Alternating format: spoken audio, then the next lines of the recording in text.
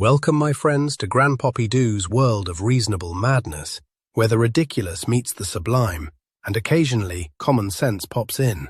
Today we're diving straight into the deep waters of illegal immigration and the infamous small boats. Everyone's shouting, "Stop the boats," but no one seems to agree on how. So here's my idea. What if we don't try to stop the boats, but we give the asylum seekers a better alternative? Picture this, a cruise ship assessment hub. First, obtain a redundant cruise ship, a proper, floating processing center offering safe, legal passage from France. Migrants would buy a ticket, the same money they'd pay to the smuggling gangs, but instead of risking their lives at sea in a small, overcrowded dinghy, they'd board a ship offering onboard medical checks, interviews, and fast-track assessments. Those approved can disembark in the UK. Those who don't qualify are redirected elsewhere, humanely and efficiently. Anyone still coming by small boat would be intercepted by the Coast Guard and transferred directly to the ship, where they would be added to the assessment process at a lower priority, as a penalty for attempting to enter the country illegally. This method is safe, it's public, it's fair, and it might just make the smugglers redundant. Now, before I start designing cruise ship logos, let's bring in our guests.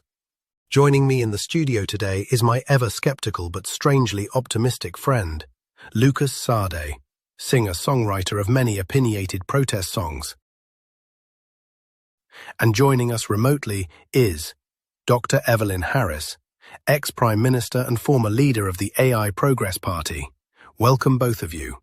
Don't be shy. The tea and biscuits are virtual, but the topics are very real.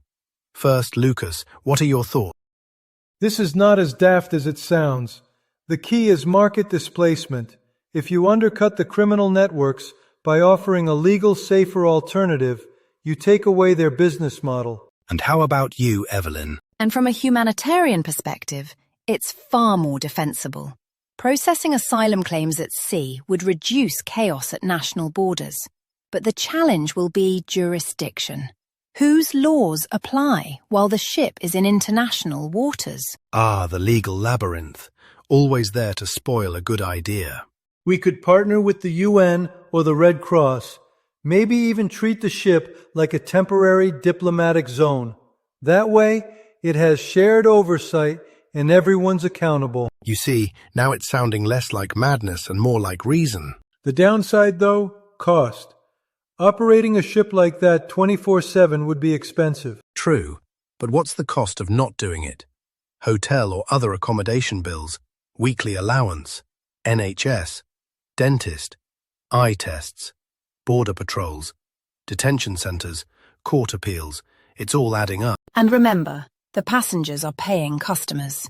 If the ticket fee matches what smugglers charge, every little helps.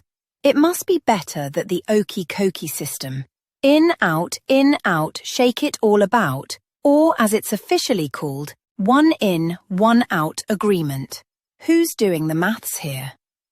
Then there's the load them all on a plane and send them to another country to be assessed.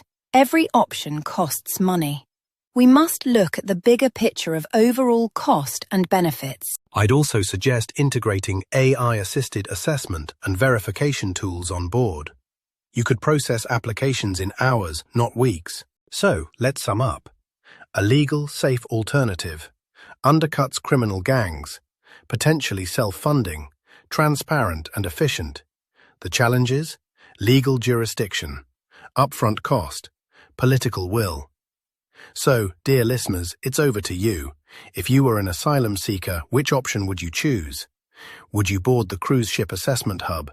Is this practical policy, or just another cruise into reasonable madness? Comment below with your ideas, your objections, even your alternative solutions. Join the debate. I'm Grandpoppydoo. Thank you for joining us, where the ridiculous meets the sublime. See you next time. Good night.